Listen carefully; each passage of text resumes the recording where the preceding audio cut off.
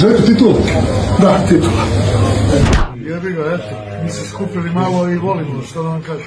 A idemo tamo gde treba da završimo. Ćao.